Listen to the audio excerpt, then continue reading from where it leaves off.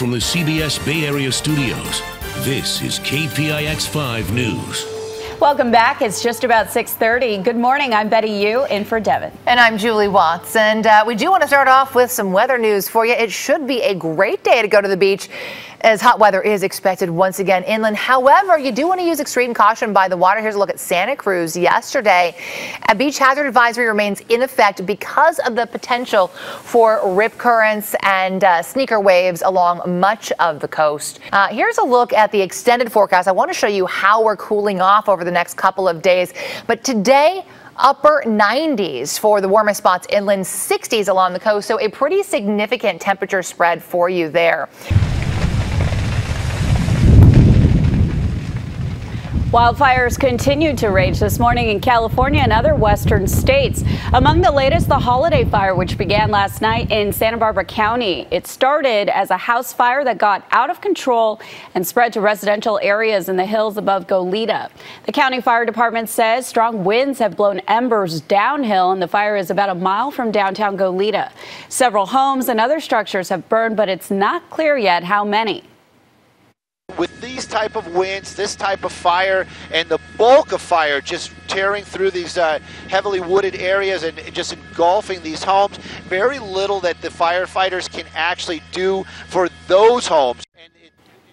The fire is small in size, about 35 acres, but mandatory evacuations are in effect for an area of about 1,500 people.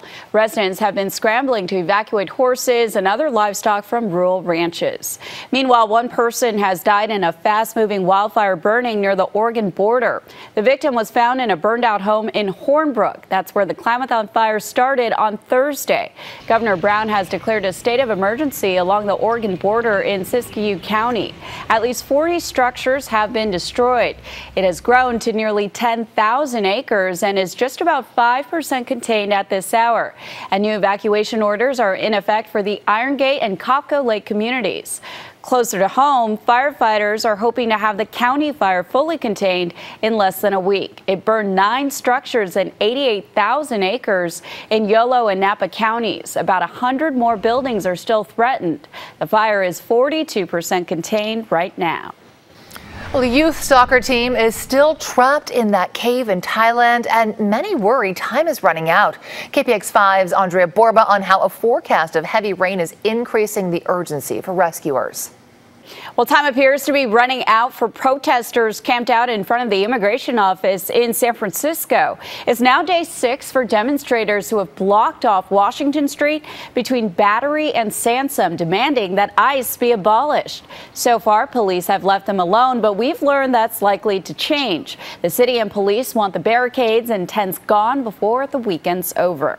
Well, a new proposal for doling out California's most precious resource will help fish, but not farmers. The State Water Resource Board announced it plans to substantially increase flows through the San Joaquin River to the Delta to help boost struggling salmon populations. But critics say it'll actually hurt farmers and other water customers in the San Joaquin Valley. The move could also prompt pushback from the Trump administration, which wants to send more Northern California water south. Now, the Water Board plans to vote on this proposal later this summer. Today, gun advocates plan to rally in several U.S. locations to promote Second Amendment rights. Rallies organized by the group March for Our Rights are planned for several cities, including Los Angeles, Phoenix, Chicago, and New York. In California, the group is opposing 2 bills being considered by the state legislature. Those bills would raise the minimum age to 21 to purchasing rifles and shotguns. Well, the Trump administration's tariffs against China are now in effect, prompting fears of large-scale trade wars. Yesterday, the U.S. officially began slapping levies on $34 billion worth of Chinese goods. That number will increase to $50 billion in the next 2 weeks. China says it had no choice but to strike back with, quote, necessary counterattacks. It's putting matching tariffs on U.S. products, prompting concern from American firms that do business with China. Our member companies are very concerned. They're concerned not just about these rounds of tariffs that have going into effect, but the uncertainty surrounding that.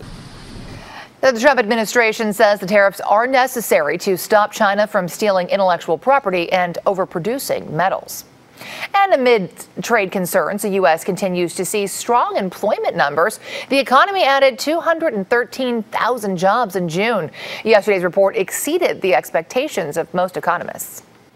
President Trump has vowed to protect American jobs, but at his Lago Resort in Florida, it's seeking dozens of visas for foreign workers. According to CNN, the club has filed a request with the Labor Department for 61 H-2B visas for servers and cooks to work from October through May. Federal rules say that to get those visas, employers must prove there are not enough American workers available. Previous news reports have shown that Mar-a-Lago hired just a handful of American applicants since 2010. Hey, good morning, everybody. I got the Bay Area baseball nines. Giants up top. Those are the ones that wear orange and black. You know the team.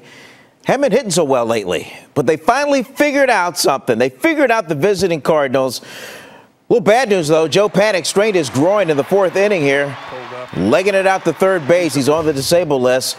Tied at 1 in the seventh. Pablo Sandoval back away and gone. Excuse me. Giants led by 1, but it was tied again by the next inning, and Andrew McCutchen did something about it.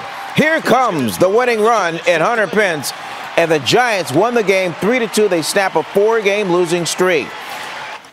I'm feeling like runaway condiments. Oh, there they are in Cleveland. Indians hosted the A's, and they were aggressive on the base pass, too. Look at the 7th inning double steal. It scored a run. Cleveland stood up to the hot, streaking A's, won it 10-4, just Oakland's second loss in their last 10 games. NBA. Warriors made the signing of 4-time All-Star center DeMarcus Cousins, Boogie Cousins, official. Now, when he finally returns from a torn Achilles, the rest of the NBA will have to deal with a Golden State lineup that will feature 5 All-Stars. I mean, the potential is scary. I mean, that's obvious. But, of course, it's going to take a lot of hard work, also a lot of sacrifice from not only myself, but, other guys on the team as well. So it's something we accepted already. And I think that's why these guys wanted me to also be a part of this team. That is Boogie Woogie Cousins. Hey, that's enough for now. Back to more of the morning show. Time for us to call it a morning. Thank you for watching KPIX 5 News this morning. And we'll be back here tomorrow morning at 6 o'clock with Melissa Kane. Enjoy your Saturday.